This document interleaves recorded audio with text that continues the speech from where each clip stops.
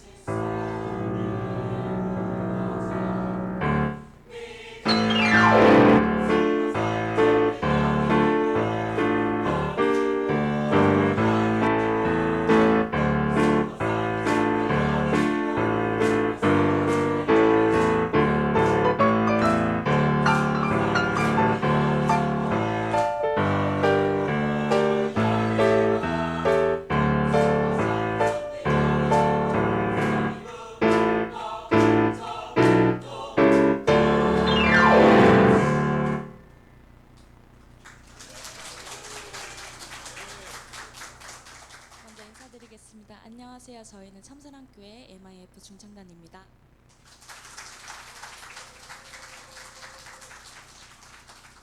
먼저 이 주사랑교회 소중한 입당 예배에 함께하게 해주신 하나님께 감사드립니다. 방금 저희가 불러드렸던 곡은 여호수아 성을 찾네라는 곡인데요. 이 곡을 고른 이유가 이제 하나님께서 함께하신다면 주사랑교회가 어떤 그 싸움에서도 승리할 수 있다는 그런 마음을 담아서 불러보았습니다. 그리고 저희가 작은 선물을 하나를 준비했는데요.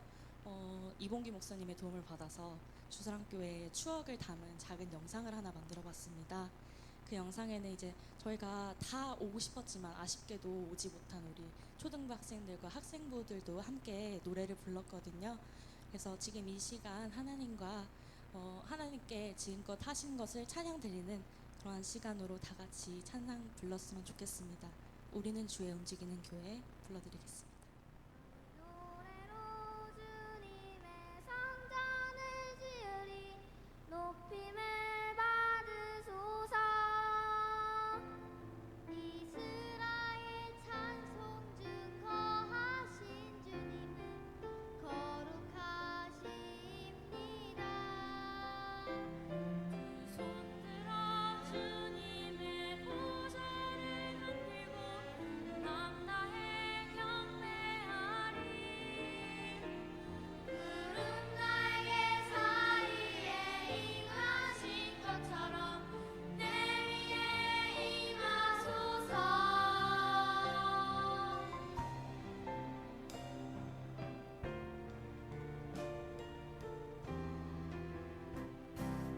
우리는 주의 움직이는 교회, 이곳은 주님을 위한 자리. 내가 기도하는 모든 땅 위에서 하나님 예배받을 그날을 고대하네. 하나님, 우리가 이곳에 섰으니 이 땅을 치유하소서. 하나님, 우리가 어디에 있든지 주를 높이다. 열방들아 주님을 송축할지어다. 그 발 아래 힘 맞추라. 영원한 통치자 주 예수 그리스도, 그는 위대하신 왕.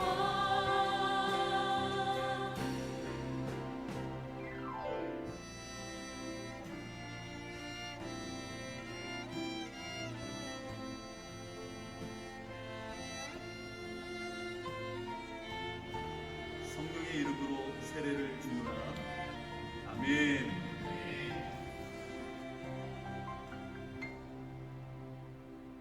날 노래로 주님의 성전을 지으리 높임을 받으소서. 날 노래로 주님의 성전을 지으리 높임을 받으소서. 이스라엘 찬송 중 거하신 주님은 거룩하십니다. 두 손 들어 주님의 보좌를 만들고 온 밤날에 경배하리. 구름 날개 사이에 임하신 것처럼 내 위에 임하소서.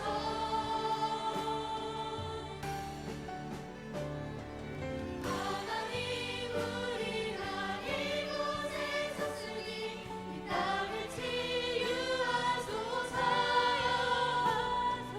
하나님, 우리가 어디에 있든지 주를 높이라. 열방들아 주님을 송축할지어다. 그 발 아래 힘 맞추라. 영원한 통치자 주 예수 그리스도, 그는 위대하신 왕.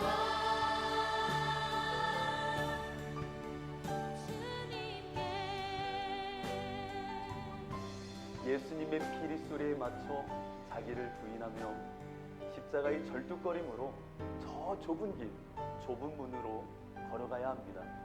왜냐하면 그 안에 세상이 줄 수 없는 생명과 기쁨, 그리고 하나님의 나라가 있기 때문입니다.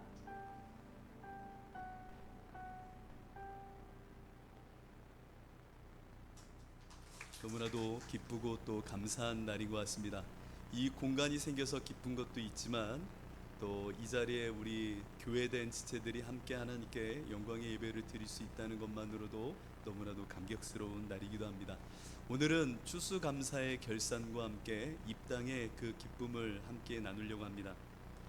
바울은 로마 대화제와 네로 황제의 기독교 대박해 가운데 이제 체포되어 마지막 생을 감옥에서 마감하게 됩니다. 그가 순교하기 전에 기록한 마지막 서신이 바로 여러분들이 읽은 오늘 본문의 말씀입니다. 바울은 디모데에게 이렇게 말합니다. 너무나도 그 가슴 저미는 말인 것 같아요. 네가 올 때에 내가 드로와 가보의 집에 둔 겉옷을 가져오고 또 책은 특별히 가죽 종이에 쓴 것을 가져와 달라 라고 말합니다. 그리고 서신의 마지막에 이렇게 말합니다. 겨울이 오기 전에 꼭 와줘 라고 말합니다.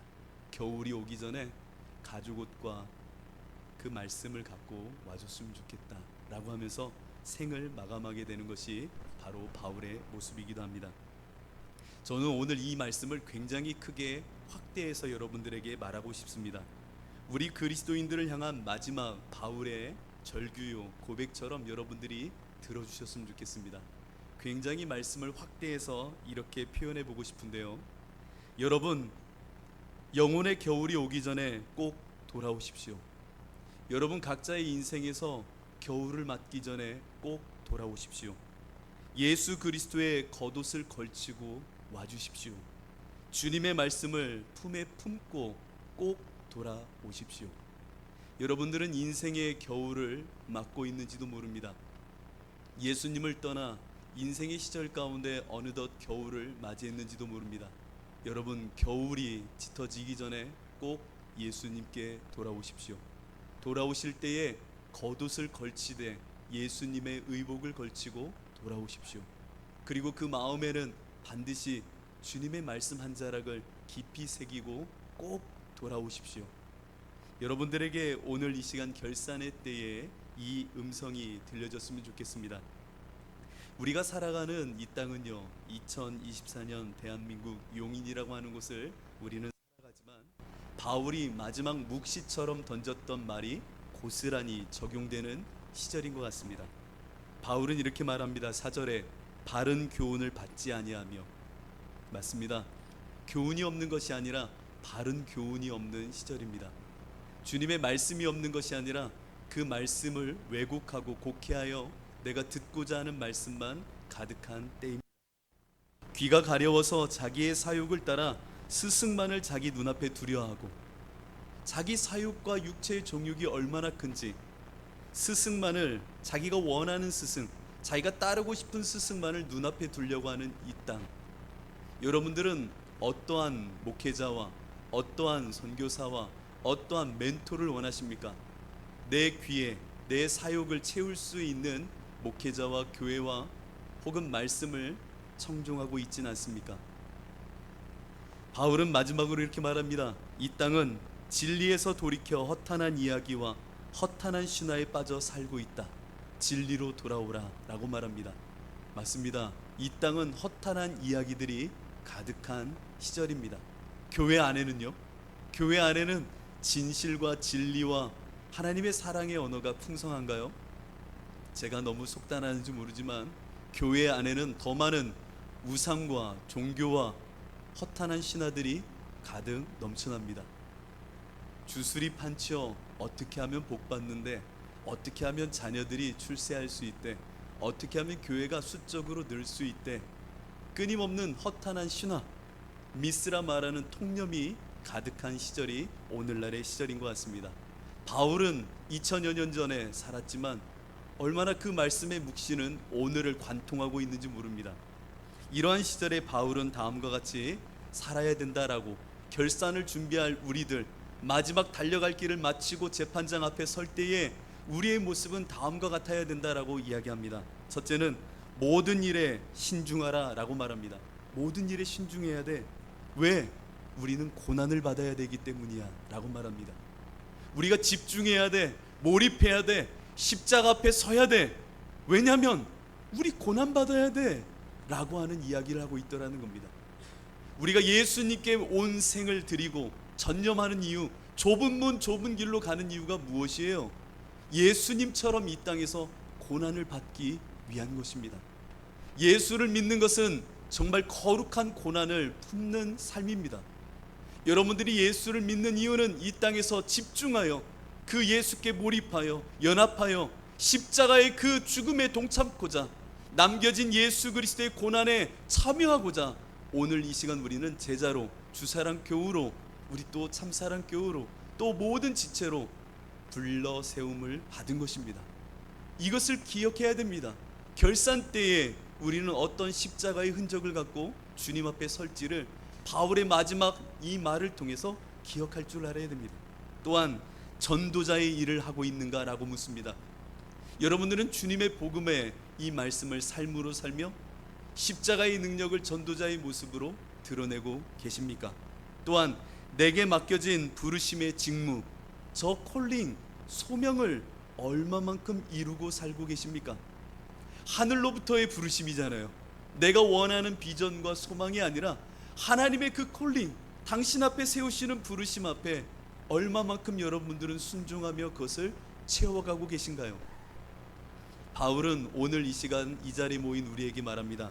추수감사의 시간, 결산의 자리, 십자가의 자리에 선 여러분들은 십자가의 삶을 살고 있습니까? 여러분들은 전도자의 사명을 정말 감당하고 계신지요? 여러분들은 이 땅의 시간에서 하나님이 주신 소명을 따라 살고 계신지요?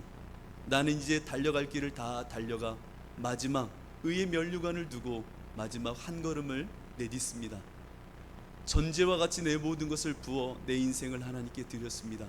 여러분들도 그 전능하신 하나님 앞에 산자와 죽은 자를 심판하실 예수님 앞에 설 겁니다. 여러분들 정신 차려 집중하여 그 고난을 받으십시오. 오늘 바울은 주사랑교회 결산의 때에 또 입당으로 하나님께 영광을 돌리는 이 자리에 모인 이들에게 이 말을 전하고 있는 것 같습니다.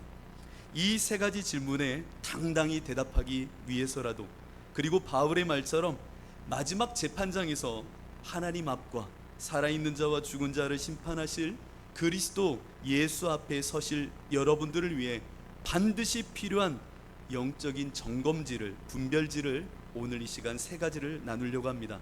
그것은 바로 십자가를 대하는 나라는 존재가 그 십자가 앞에 섰을 때에 어떠한 이유로 서고 있는지, 어떠한 언어를 갖고 있는지, 어떠한 태도를 갖고 있는지를 점검함으로 결산과 함께 감사로 하나님께 나아가려고 합니다. 여러분들은 십자가를 대할 때에 어떤 이유와 언어와 태도를 갖고 십자가 앞에 서는지 오늘 이 시간 주님의 말씀으로 들으시기 바랍니다. 여러분들은 십자가를 대하는 이유가 분명해야 됩니다. 여러분들이 십자가 앞에 서는 이유, 저 예수 그리스도의 죽음 앞에 서는 이유, 골고다 앞에 서는 이유, 여러분들에게 십자가는 과연 무엇이기에 그 무엇 앞에 어떻게 나에게 읽혀지기에 또 십자가 앞에 여러분들은 어떤 이유를 갖게 되시나요? 고린도전서 1장 18절을 통해 바울은 이렇게 말한 적이 있습니다. 십자가의 도가 멸망하는 자들에게는 미련한 것이었고 구원을 받는 우리에게는 하나님의 능력이다. 여러분들에게 십자가는 능력으로 읽혀지시나요? 그런데 그 읽혀지는 능력이 어떠한 결과와 열매로 다가오시는지요? 저 유대인들은 표적으로 정말 하나님의 능력을 구했고 헬라인은 지혜를 능력으로 삼았던 이들입니다. 그럼 여러분들은 십자가가 능력으로 읽혀진다고 말한다면 그 십자가의 능력 속에 어떠한 결과를 원하며 능력이라고 고백하고 계십니까? 돈이 생겨서, 명예가 생겨서, 권력이 창출되니, 출세의 지름길이 열리니, 혹은 내가 원하는 소원이 성취되거든, 혹은 내 문제 해결이 너무나도 잘 되거든, 그것이 나에게 십자가가 능력이야 라고 말한다면 여러분들이 십자가를 대하는 이유는 정말 성경이 말하는 능력이 아니라 여러분들의 욕망이었던 것입니다. 내 욕망을 채우려고 십자가 앞에 섰다면 그것이 여러분들이 갖고 있는 이유였습니다. 그러나 예수님은 우리에게 십자가를 대면하는 십자가 앞에 설 때의 이유를 분명하게 제자들에게 이렇게 말씀하셨습니다. 무리와 제자들을 불러 이르시되 누구든지 나를 따라오려거든 자기를 부인하고 자기 십자가를 지고 나를 따를 것이니라. 아멘이신가요? 심각해지죠? 예수님이 이 말씀하신 게 심각해지죠? 무리와 제자들을 불러 이르시되 누구든지 나를 따라오려거든 자기를 부인하고 자기 십자가를 지고 나를 따를 것이니라. 인생에게 허락된 물음의 방식은 6가지를 넘어설 수가 없습니다. 이 땅을 살아온 온 인류는 앞으로도 마찬가지일 것입니다. 6가지의 질문 방식을 벗어날 수가 없습니다. 6가지의 물음 방식이라는 것은 어떠한 사물이든 현상이든 개인이든 그것을 읽어내고 해석하는 방식입니다. 이것을 통하여 의미를 갖게 되고 정체성을 확인하게 되고 어떤 사건을 판단하게 됩니다. 6가지의 물음, 여러분 알고 계시나요? 알고 계십니다. 모르는 척하지 마십시오. 육하원칙입니다. 이 의문사 6개 외에는 다른 의문사가 없습니다. 언제, 어디서, 누가, 무엇을, 어떻게, 왜. 초등학교를 나오신 분들은 시험으로 한 번씩 나왔던 물음 질문이기도 합니다. 이 6가지 질문 외에는 인생이 물을 수 있는 질문의 방식은 없습니다. 그러면 이 방식으로 예수님이 십자가 앞에 서야 될 이유에 대하여 그 삶에 대하여 이야기한 이 본문을 읽어내려가 보십시오. 첫째, 언제입니다. 예수님께서 부르셨을 때죠. 어디서? 예수님 앞에서. 누가? 누구든지 나를 따르려는 자들 모두 누구든 상관없다라는 겁니다. 무엇을? 십자가를. 어떻게? 자기를 부인하고 그 십자가를 지고 주를 따르는 방식으로. 왜요? 왜요? 예수님 왜 십자가를 지죠? 아무런 말씀이 없습니다. 주님의 십자가에서 이유를 찾으려고 하는 우리에게 예수님은 이유를 말하지 않습니다. 내가 왜 십자가를 져야 돼요? 왜 십자가를 져야 되는 건가요? 예수님은 왜라는 질문에 대하여 말씀하지 않습니다. 말할 수 없어서가 아니라 이것이 정답이고 이것이 반드시 정답이어야 하는 사람들이 그리스도인이기 때문입니다. 우리는 예수님의 십자가를 져야 될 이유가 없습니다. 나를 향한 생명의 본성이요, 젖된 아이가 어미의 품을 그리워하는 것이 젖먹이 아이가 어미의 품을 그리워하는 것과는 정말 다른 겁니다. 젖먹이 아이가 어미의 젖을 찾는 이유는 그 배고픔의 이유 때문입니다. 그러나 젖된 아이가, 시편 기자의 말처럼 131편에 젖된 아이가 어미의 품을 그리워한다는 것, 그것은 엄마를 향한 본성입니다. 사랑의 본성. 나를 침노하듯 임하시어 십자가 앞에 세우신 하나님은 우리에게 생명의 본성을 불어넣으셨기에 십자가를 우리는 지는 것이지, 나의 어떤 이익과 욕망과 내 소욕을 따라서 십자가를 지는 것은 아닙니다. 우리에게 십자가를 지우는 이유는 없습니다. 우리에게 십자가를 져야 될 이유는 없습니다. 나를 향한 사랑의 본성에 이끌려 오늘도 그 십자가 앞으로 가는 것이 우리의 이유인 겁니다. 우리에겐 이유가 없는 자예요. 어떤 것을 해주시기 때문에 십자가를 지는 게 아니에요. 그분을 사랑하기 때문에 아무런 이유도 없는 자로 내 생명의 본성을 따라, 영을 따라 하나님을 향하여 십자가를 지는 거예요. 내 어미의 품, 엄마라고 말하면, 어머니라고 말하면 어찌 이유가 있습니까? 그냥 어머니가 그리운 것처럼 내 안에 생명의 본성을 불어넣으신 그 하나님 앞에 이유는 없습니다. 나에게 이유가 있다라고 말한다면 오직 예수밖에 없는 겁니다. 그분이 나를 살리신 그 생명 앞에 나의 본성을 따르는 것, 이것이 우리가 십자가를 대면하는 그 앞에 선 이유라면 이유일 것입니다. 우리 주사랑 지체분들, 우리는 십자가를 지는 이유를 만들지 마십시오. 우리에겐 이유가 없습니다. 그것이 내게 주신 본성이요 하나님을 향한 사랑임을 잊지 마시기 바랍니다.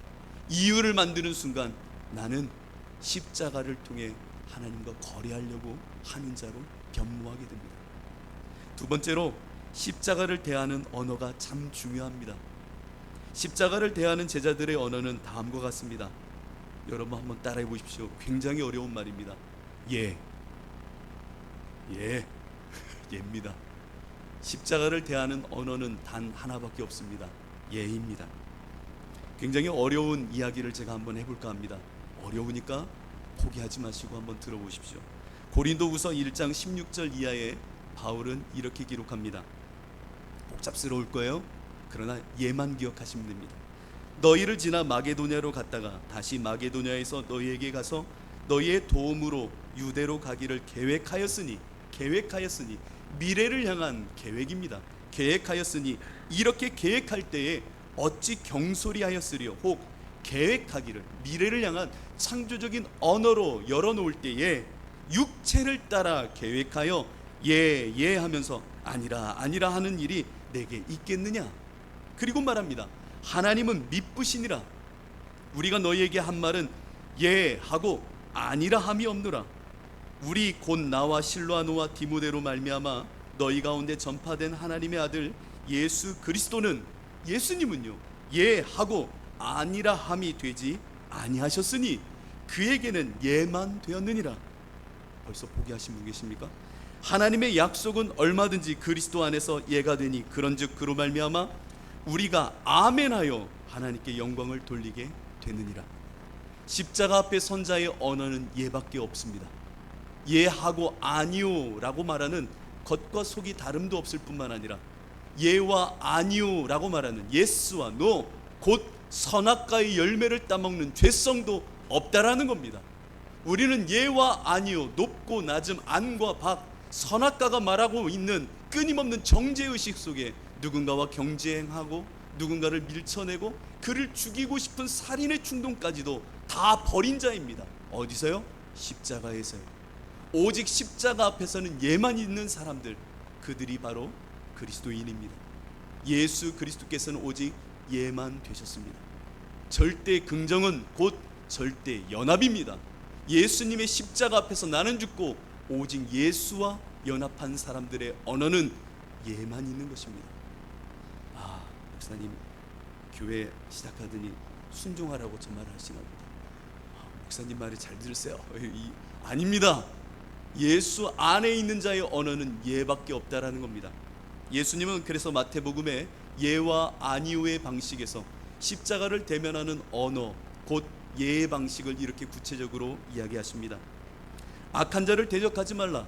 누구든지 내 오른뺨을 치거든 왼편도 돌려대며 또 나를 고발하여 속옷을 가지고자 하는 자에게 겉옷까지도 가지게 하며 또 누구든지 너로 억지로 오리를 가게 하거든 그 사람과 심리를 동행하고 내게 구하는 자에게 주며 내게 꾸고자 하는 자에게 거절하지 말라. 또 내 이웃을 사랑하고 내 원수를 미워하라 하였다는 것을 너희가 들었으나 나는 너희에게 이르노니 너희 원수를 사랑하며 너희를 박해하는 자를 위하여 기도하라. 이것이 예가 드러나는 구체적인 방식입니다. 나를 향하여 돈을 구하거나 내 뺨을 칠 때에 예와 아니오의 선악과를 통하여 밀쳐내고 정죄하며 그와 경쟁하기보다는 그에게 연합하여 나는 십자가에 죽은 자요 나의 언어는 예밖에 없습니다.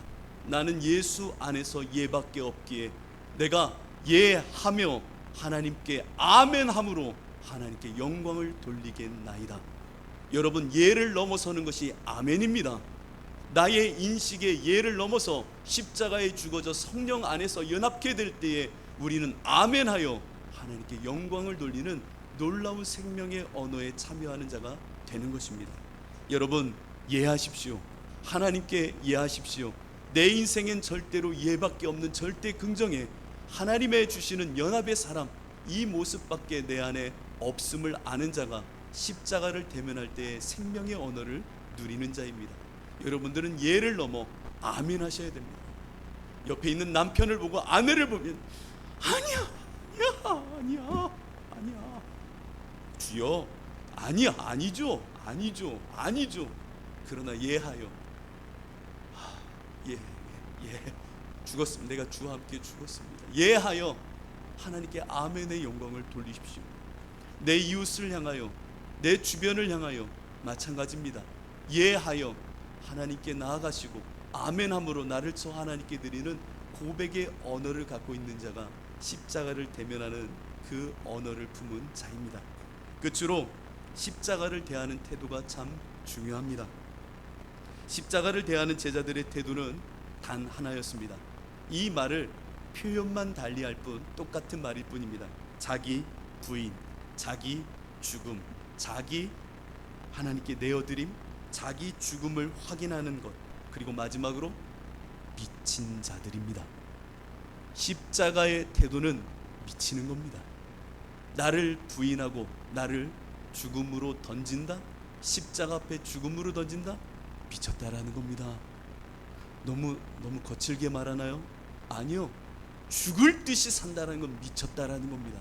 나를 부인했다라는 것은, 나를 십자가의 죽음의 자리에 던졌다라는 것은 거친 말로, 생소한 말로 던지면 나는 죽어도 주를 위하여 살고 살아도 주를 위하여 사는 미친 자라는 겁니다. 광인, 그가 바로 십자가를 대하는 우리의 태도, 그 모습인 것입니다. 평생을 광인 눈으로 살던 목회자가 한 명 있었습니다. 여러분도 잘 아는 옥하는 목사님입니다. 나는 살아도 죽어도 예수만을 위하여 광인으로, 미친 자로 살겠다. 십자가를 대하는 태도는 광인의 태도입니다. 좀 전에 이야기했던 나에게 주신 이유가 없는 자, 본성에 이끌리는 자는 미친 자입니다. 우리는 성령에 취하여 미친 자입니다. 세상 술에 취하지 말라, 너희는 성령에 취하라. 에베소서를 통하여 주신 말씀 아닙니까? 세상 술에 취하는 것이 아니라 나는 성령에 취해 산다는 말은 미쳤다라는 겁니다. 로마서는 그래서 우리에게 말합니다. 육신을 따르는 자는 육신의 일을 생각하고 영을 따른 자는 영의 일을 생각하나니, 육신의 생각은 사망이요 영의 생각은 생명과 평안이니라. 여러분, 나의 생각을 지배하는 게 뭡니까? 오늘 본문은 정확하게 말합니다. 따르는 이라고 하는 본성입니다. 영을 따르는 자는 영의 일을 생각하는 겁니다. 영을 따르는 본성, 하나님을 향한 영적 생명의 본성을 거듭나 우리에게 십자가에서 주시면 미친다는 겁니다. 무엇을 해도 예수밖에 생각나지 않는 겁니다. 여러분들 가족 중에 예수만 생각하는 분이 있으면 행복한 겁니다. 미쳤어, 예수에 미쳤나 봐. 그게 좋은 겁니다. 육을 따른 자는 육신에 미쳐 사는 겁니다. 그러니 모든 생각이 육신의 생각으로 귀결되는 거겠죠. 육신의 생각은 사망이요 영의 생각은 생명과 평안이니라. 여러분, 만일 너희 속에 하나님의 영이 거하시면 너희가 육신에 있지 아니하고 영에 있나니, 누구든지 그리스도의 영이 없으면 그리스도의 사람이 아니라.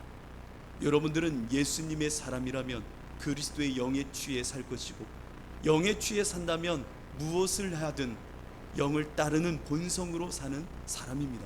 여러분들의 태도는 이제 영을 따르는 태도, 예수께 미친 자의 태도가 여러분들의 모습인 것입니다. 바울은 광인, 미친놈이란 소리를 듣고 살았습니다.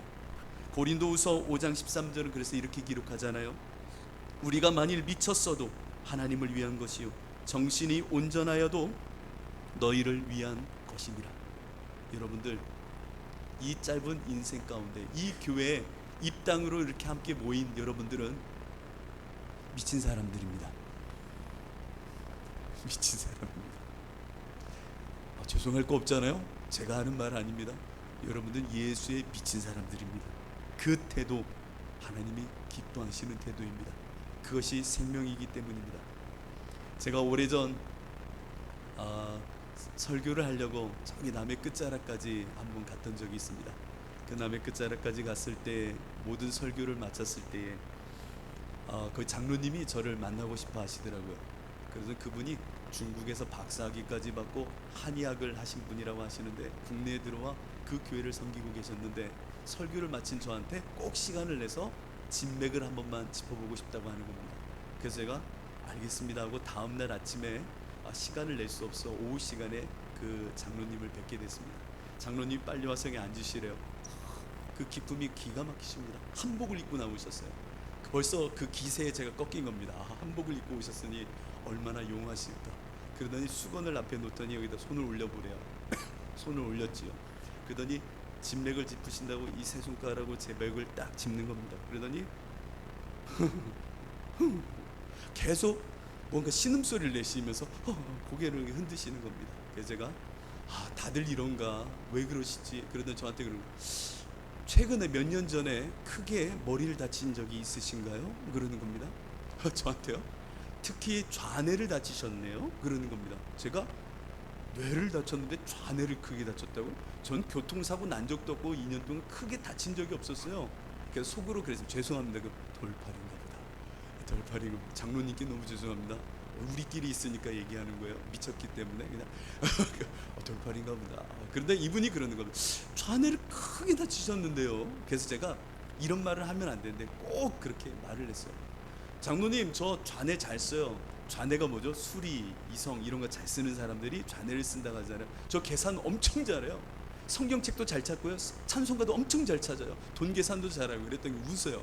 심지어 저는 대학원 때 수학 강사도 이렇게 야매로 했던 사람이에요. 그랬더니 그 장로님이 웃으면서 아니에요. 몇 년 전에 왼쪽 뇌를 크게 다치셨어요. 그러는 거예요.